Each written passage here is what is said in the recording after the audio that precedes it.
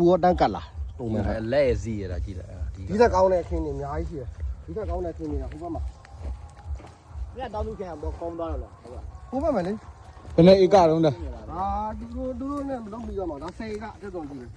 တယ်10ကလုံးသုံးတာ ဒီလေဟိုလူကဟိုကရ50တောင်းဆို အာတောင်းပါလေ ဟာနှစ်လသားပေါ့ နှစ်လဟုတ်တယ်ဖျား6တယ်ဥမာဒီပြောကြရရှိရပါဖျား6ဘာလို့ဖျား6တာလဲဆိုတော့ဖျား6တာတကယ်တော့သူတို့ကမိုးကြောက်လို့ရင်ငတ်လုံအောင်ထားလိုက်လို့ဖျား6တာလား อืม ပုံမှန်ဆိုဒီမှာလေ ထည့်ပြီးတော့စိုက်တာနဲ့ကတော့ပြီးတသား ဟုတ်ဒီနေ့ကကျွန်တော်တို့အရင်နှစ်တည်းကယာလီတန်ခံကတော့ဟော်မုန်းဆေးတွေဖြန်းလိုက်ရင်အဲ့လိုယောဂတွေဆူဆူသွားတာဥပုပ်ပဲဖြစ်ဖြစ်လဲလဲပဲဖြစ်ဖြစ်ကျွန်တော်တို့ဟိုဘက်ခင်းဆိုလဲလဲကအရှိဘက်တစ်ချမ်းလုံးကလဲလဲနေကြကုန်ပါလေ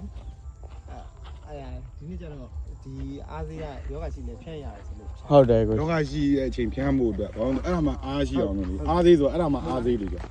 ဟုတ်တယ် ကွာတော့တခါ